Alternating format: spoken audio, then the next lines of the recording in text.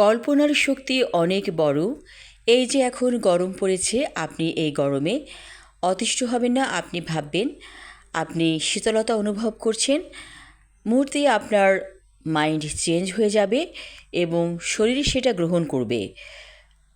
মন ভাবতে থাকবে, অর্থাৎ ব্রেনে আপনি কমান্ড দিয়েছেন যে না, এখন গরম না, ঠিকই ভালো লাগছে, ঠান্ডা লাগছে শরীর। তখন আপনি দেখবেন যে অটোমেটিক্যালি শরীর ঠান্ডা লাগছে এবং আপনি শীতলতা অনুভব করবেন। এটা একটা চমৎকার পদ্ধতি। এটা হচ্ছে মনকে নিয়ন্ত্রণ করার বিষয়। আমরা ইচ্ছে করলে অনেক কিছুই করতে পারি। মানুষের ক্ষমতা অসীম এবং তার চাইতেও অসীম ক্ষমতা কল্পনার। কল্পনা শক্তিকে কাজে লাগিয়ে মানুষ পৃথিবীতে অনেক কিছু করেছে এবং বিশ্বকে জয় করেছে। এই যে এখন এত গরম পড়েছে, আবহাওয়া এতই গরম হয়ে গেছে যে জনজীবন একেবারে অতিষ্ঠ হয়ে গেছে। তো আপনি যদি সেই ব্যক্তিটি হন, তাহলে আপনি ভাগ্যবান ব্যক্তি যে ভাবতে পেরেছে যে না, গরম না, এখন ঠান্ডা লাগছে শরীর। এই ভাবনাটা আপনি ভাবতে শিখেছেন এবং পেরেছেন, তাহলে আপনি সত্যি ভাগ্যবান বলা চলে। মনে মনে 1 থেকে 10 গুণে কল্পনার রাজ্যে হারিয়ে যান। মনের বাড়িতে চলে যান। সেখানে আপনি অনুভব করতে থাকুন যে আপনার শরীর ঠান্ডা লাগছে, আপনার মন ভালো লাগছে, চারপাশের যে প্রকৃতি শীতল হয়ে গেছে। তাহলে আপনি শীতলতা অনুভব করবেন এবং আল্লাহ চাইতো বৃষ্টিও নামতে পারে। কারণ এই যে মনের ভাবনাগুলো যখন এক হয়ে যাবে, সম্মিলিতভাবে যখন সবাই চাইবে যে বৃষ্টি হোক, ঠান্ডা প্রকৃতি হোক, তাহলে কিন্তু আল্লাহ বৃষ্টি দিয়ে দিবেন। মানুষ যা ভাবতে পেরেছে তা সে করতে পেরেছে। এই যে বর্তমান বিশ্বর দিকে তাকালে দেখা যায় কত পরিবর্তন। আগে কি এমন ছিল? ছিল না।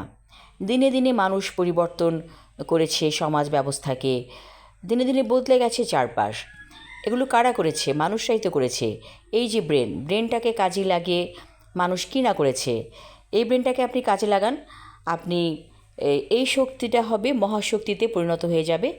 যখন আপনি চাওয়াটাকে একত্রিত করতে পারবেন, সবার চাওয়া যখন একত্রিত হয়ে যাবে, তখন সে চাওয়াটাই বাস্তবায়িত হয়ে যাবে।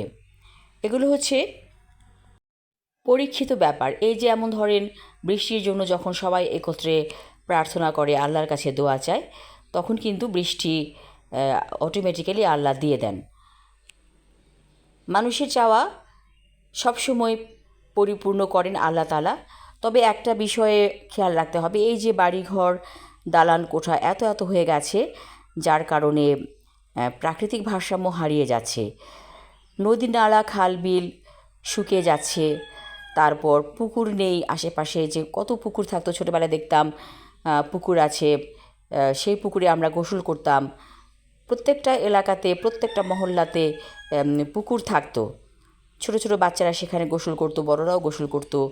গ্রামেগঞ্জেও অনেক পুকুর ছিল। এখন কিন্তু দেখা যাচ্ছে যে গ্রামেগঞ্জেও বাড়িঘর হয়ে যাচ্ছে, বালি ফেলে ভরাট করে ফেলছে চারপাশ, এবং সেখানে বাড়িঘর হচ্ছে। পুকুর অনেকটা কম, যার কারণে জলবায়ু তৈরি হতে পারছে না, মেঘ সৃষ্টি হচ্ছে না, যার কারণে বৃষ্টি কমে গেছে। তো এগুলো আমাদের জন্যই হয়েছে, মানুষের জন্যই হয়েছে। আমাদের কি উচিত? আমাদের উচিত হচ্ছে বেশি বেশি করে গাছ লাগানো এবং যথাসম্ভব কিছু মানুষকে রাজি করিয়ে প্রত্যেকটা মহল্লাতে একটা পুকুর কাটা উচিত। এটা একটা ভালো পদক্ষেপ হতে পারে। কারণ সব জায়গা যদি মানুষ দালান কোঠা দিয়ে ভরিয়ে ফেলে, তাহলে তো আমাদের প্রাকৃতিক ভারসাম্য হারিয়ে যাবে। আমাদের স্বার্থে এটা করা উচিত। প্রথমে যে কথা বলছিলাম, গরমটাকে গরম মনে করবেন না। আপনি কল্পনার রাজ্যে হারিয়ে যান এবং ভাবতে থাকুন যে আপনি শীতলতা অনুভব করছেন। যাই হোক, এটা আপনি করে দেখতে পারেন এবং 100 ভাগ পরীক্ষিত। এতে আপনি শারীরিকভাবে সুস্থ থাকবেন, ভালো থাকবেন। সবাই ভালো থাকুন, সুস্থ থাকুন। ধন্যবাদ।